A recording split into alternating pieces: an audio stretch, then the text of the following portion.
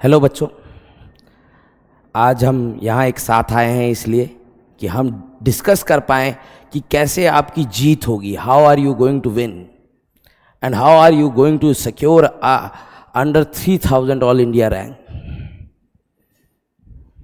सो myself Aditya. बच्चे, मैं भी जब तैयारी कर रहा था तो सबसे बड़ी दिक्कत यही आती थी। जब मैं तैयारी करता था तो मेरे को पढ़ते पढ़ते कभी ऐसे बैक ऑफ द माइंड एक थॉट आ जाता था, छोटा सा थॉट होता था। वो थॉट क्या होता था कि यार कुछ बढ़िया नहीं चल रहा, तैयारी अप टू द मार्क नहीं लग रही, सिलेक्शन होगा कि नहीं होगा, अरे नहीं होगा सिलेक्शन। ये थॉट छोटा सा कि आता था कि सिलेक्शन होगा क्या नहीं, और फिर वो थॉट कन्वर्ट हो जाता था अपने ही माइंड में कि हमारा सिलेक्शन नहीं होगा। और इसके कारण क्या होता था, मैं 2 से 3 दिन वेस्ट कर देता था। पढ़ाई नहीं होती थी, मन ही नहीं लगता था पढ़ाई में, क्योंकि ये एक छोटा सा थॉट आया, उसने फिर मेरे दिमाग में एक नेगेटिविटी पैदा की कि मेरे से होगा नहीं, और मेरे से होगा नहीं तो मैंने पढ़ाई क्या कर दी, 2-3 दिन के लिए त्याग कर दिया। उससे मेरे 2 से 3 दिन वैल्यूएबल डेज क्या हो गए, खराब हो गए। 2 से 3 वैल्यूएबल डेज क्या हो गए, खराब हो गए। तो आपको भी ये ध्यान रखना है बच्चे अपनी तैयारी में कि ये जो नेगेटिव थॉट्स हैं इन्हें दूर रखिए, दिमाग में आने ही मत दीजिए। आप अपना काम करते जाइए। पुरानी कहावत है, आप अपना कर्म करिए, फल की चिंता मत करिए। आप आगे का मत सोचिए, आप उस दिन के बारे में सोचिए। नेगेटिव थॉट मत आने दीजिए। आपका गोल है कि आपको जेई में अंडर 3000 रैंक लेके आनी है, ये आपका गोल है। इस तक पहुंचने के लिए नेगेटिविटी आपके दिमाग में रहेगी तो कभी भी काम नहीं कर पाएंगे। नेगेटिव थॉट्स को अपने दिमाग से क्या रखिए, बाहर रखिए। और ये गोल है आपका, ये गोल है। ये गोल आपको हर दिन मोटिवेटेड नहीं रख सकता।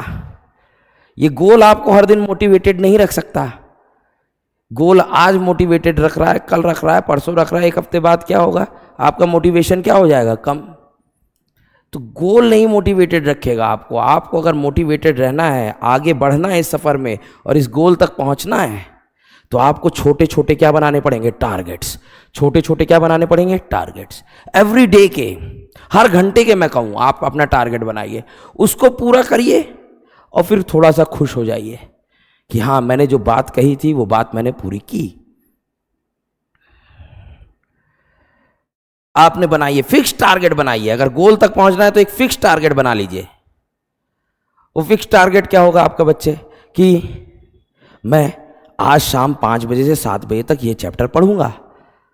उसका मॉड्यूल जो है मेरा, या फिर जो मेरी एक्सरसाइज है, या जो मैं किताब लगा रहा हूँ, रेफरेंस बुक लगा रहा हूँ, उसके इतने से इतने सवाल तक मैं करूंगा।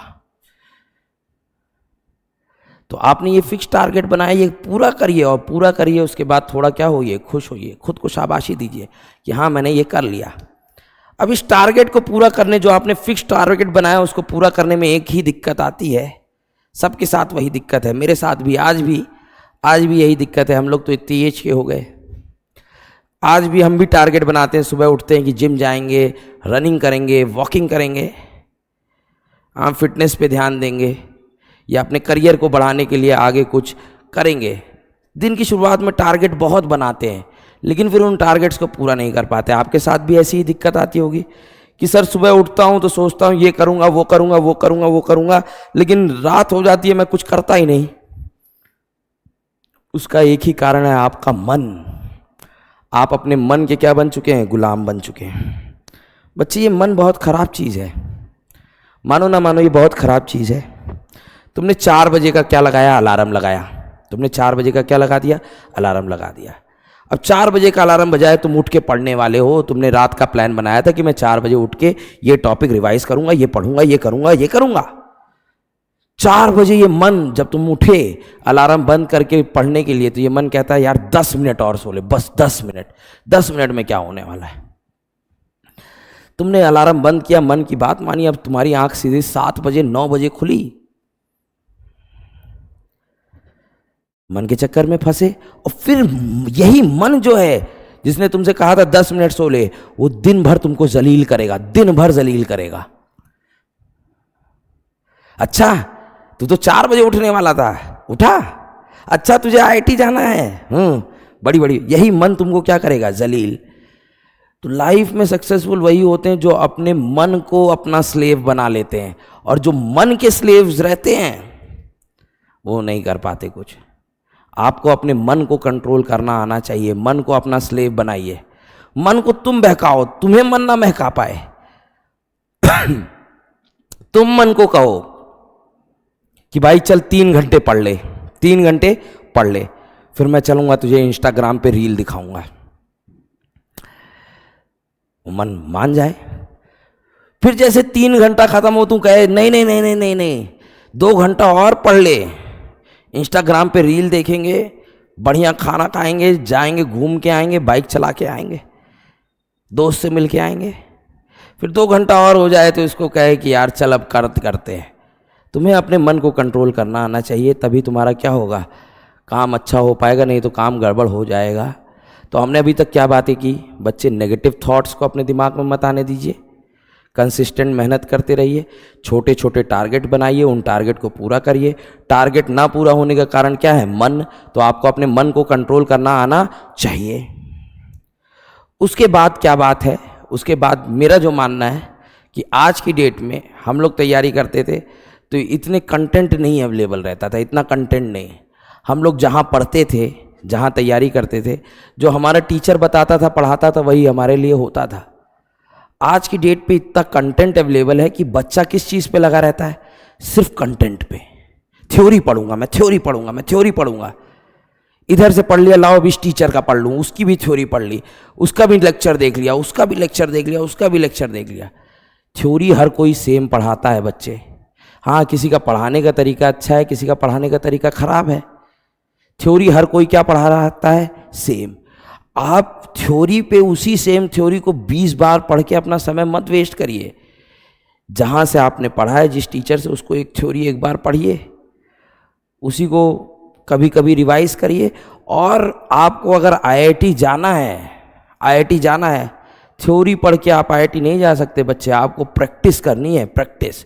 फिजिक्स के भी सवाल लगाने हैं, हर एक चैप्टर के मान लीजिए कितने 500, 600 सवाल लगाने। सवाल लगाने से बहुत फायदा होता है बच्चे। तुम्हें पेपर में कभी भी कोई सवाल नया नहीं लगेगा, कभी भी कोई सवाल नया नहीं लगेगा बच्चे। आपको सवाल लगाओगे तो पक्की बात, अगर तुमने किसी चैप्टर के 600-700 सवाल लगा लिए हैं तो तुम्हें पक्की बात जो पेपर में सवाल आएगा वो लगेगा यार ऐसा सवाल मैंने किया था, इसमें ये करते हैं, ये करते हैं, ये करते हैं। लेकिन आप सिर्फ थ्योरी पढ़ के जाओगे, सवाल नहीं लगा के जाओगे, तो पक्की बात क्या होगा, आपको सारे सवाल नए लगेंगे। और पहली बार कोई भी टीचर भी सवाल, अगर पहली बार कोई सवाल देखे उस टाइप का, तो उसके भी हाथ पैर कांप जाएंगे। तो आपको इतनी प्रैक्टिस करके जाना है कि आपको कोई सवाल नया सा ना लगे पेपर में। प्रैक्टिस बहुत करनी है। थ्योरी 100 बार 20 जगह से नहीं पढ़नी है, आपको थ्योरी एक बार पढ़िए, उसके फिर शॉर्ट नोट्स बना लीजिए। रिवाइज करने के लिए वो शॉर्ट नोट्स को रिवाइज करिए, फॉर्मूलाज को रिवाइज करिए, और क्या करिए, खूब ढेर सारे क्या लगाइए, क्वेश्चन।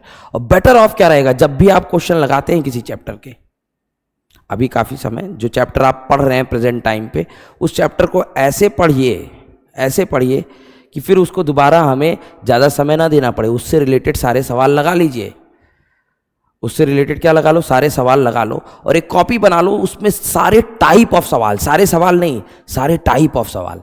ऐसे सवाल बार बार मत लिखो बस जिसमें न्यूमेरिकल वैल्यू बदलनी थी, ऐसे नहीं, ऐसा जो एक यूनिक सवाल लग रहा है। अच्छा, इस फॉर्मूले से रिलेटेड इस टाइप के 2 टाइप के क्या बनते हैं, सवाल।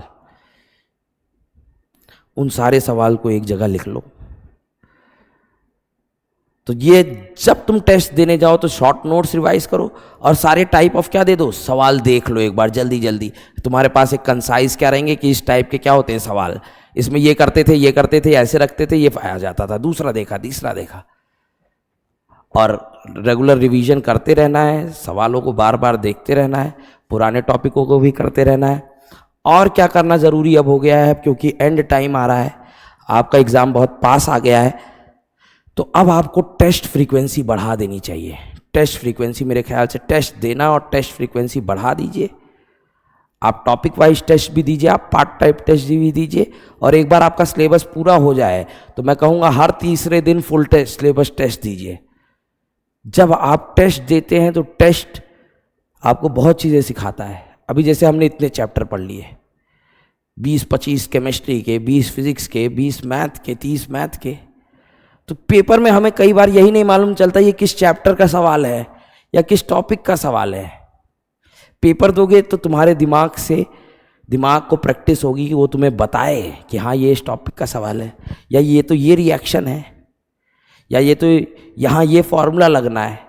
तो पेपर वो सिखाता है, तुम्हारे डर को कम करेगा। आप पहली बार अगर पेपर के दिन ही पेपर में बैठोगे तो आप पैनिक कर जाओगे। प्रैक्टिस देरी खूब करिए, खूब सवाल लगाइए और पेपर को आके घर पे एनालाइज करिए। पेपर में जो सवाल आपसे नहीं हुए उन सारों को लिखिए, उनका सॉल्यूशन करिए। पेपर इसीलिए दिया जाता है, पेपर इसलिए नहीं दिया जाता कि तुमको बता दे कि तुम्हारा नंबर कम है। पेपर इसलिए है जिससे कुछ नया सवाल मिले तो तुम सीख सको, हाँ भाई इस टाइप का भी सवाल बनता है, उसको भी लिख लो, ऐसा करना है वैसे करना है। आगे बढ़ते रहना है। डेली पेपर दीजिए, उसे एनालाइज करिए, जितने डाउट हो उनको जल्दी से जल्दी क्लियर करिए, क्विक रिवीजन करिए। बहुत समय नहीं लगाना है कि आपने एक चैप्टर उठाया तो उसको क्या कर रहे हो आप 3 दिन पढ़ रहे हो, रिवाइज कर रहे हो, ऐसे पढ़ रहे हो वापस कि जैसे पहली बार पढ़ रहे हो। नहीं, जो चैप्टर पढ़ लिए अब उनका क्विक रिवीजन करके उनके कुछ कुछ सवाल लगाइए, उनसे रिलेटेड फिर क्या दीजिए पेपर। आपको पेपर की तैयारी क्या रहेंगे। और प्रीवियस ईयर क्वेश्चन देखना करना बहुत ज़रूरी है, प्रीवियस ईयर सवाल बहुत ज़रूरी है। इम्पॉर्टेंट टॉपिक्स कभी चैप्टर के नहीं बदलते बच्चे, इम्पॉर्टेंट टॉपिक नहीं बदलेंगे, उनको पूछने का तरीका बदल जाएगा। थर्मो का सवाल आएगा ही आएगा, उसमें एंट्रोपी और वर्क पूछेगा ही पूछेगा, वो हर बैच में पूछेगा। क्योंकि जो बच्चा IIT इस साल आ रहा है अगर उसे एंट्रोपी आनी चाहिए तो अगले साल के भी बच्चे को एंट्रोपी आनी चाहिए। तो इम्पॉर्टेंट टॉपिक्स पे फोकस करिए, देखिए प्रीवियस ईयर पैटर्न की इस चैप्टर का तो सवाल आता ही आता है, उस सवाल को करिए ही करिए, वैसे टाइप के सवाल। इम्पॉर्टेंट चीज़ें बदलती नहीं हैं, वेटेज बदलता नहीं है, वैसे का वैसा रहेगा। इम्पॉर्टेंट टॉपिक पे फोकस करिए, 12th के चैप्टर्स पे ज़्यादा फोकस करिए। केमिस्ट्री में ऐसे चैप्टर जो याद करके होते हैं उन पे अच्छा ज़्यादा फोकस रखिए, जहाँ चीज़ें याद रखनी है। केमिस्ट्री में आपको इनऑर्गेनिक और ऑर्गेनिक ऐसे रखिए कि भाई अच्छे से पढ़ के जाइए, क्योंकि उनमें फिर पेपर में कुछ कैलकुलेशन मिस्टेक नहीं होती है। आता है तो कर लीजिएगा। तो अच्छे से स्कोर करिए, अच्छे से टाइम दीजिए हर चीज़ को। पेपर भी करने की एक स्ट्रैटेजी बनाइए प्रॉपर। ऐसा नहीं है कि आपको 100 में 100, 25 में 25 करने हैं। पेपर में फंसो कहीं तो उस समय आपको लेट गो करना भी आना चाहिए। प्रैक्टिस पेपर दे रहे हो, कोई सवाल आया ऐसा जो तुमको लग रहा है कि भाई मुझसे नहीं होगा, तो उसके पीछे मत पड़े रहो कि कुछ गड़बड़ लग रहा है, छोड़ो, अगला सवाल देखो। पेपर में सवाल अनअटेम्प्टेड ना रहने पाएँ, ऐसी प्रैक्टिस करिए, ऐसी स्ट्रैटेजी बनाइए। आपको पक्का अंडर 3000 रैंक मिलेगी ही मिलेगी। हर दिन लगे रहिए, हर दिन पढ़ते रहिए और प्रॉपर डायरेक्शन में पढ़िए। ऐसा नहीं कि अनडायरेक्टेड आप कहीं भी जा रहे हैं। मैंने वही बोला है, बार बार 20 बार एक चीज़ थ्योरी मत पढ़िए, उससे खूब रिलेटेड क्या लगाइए सवाल। पेपर दीजिए, मोटिवेटेड रहिए, स्मॉल टारगेट्स बनाइए, डिस्ट्रैक्शंस को हटाइए, पढ़ते जाइए, मेहनत करते जाइए। आपको आपकी मंजिल तक, आपके गोल तक पहुंचने से कोई नहीं रोक सकता। That is getting a all India rank under 3000 in JEE 2025. That is all from me, students. Wishing you a very good luck and very bright future. Thank you.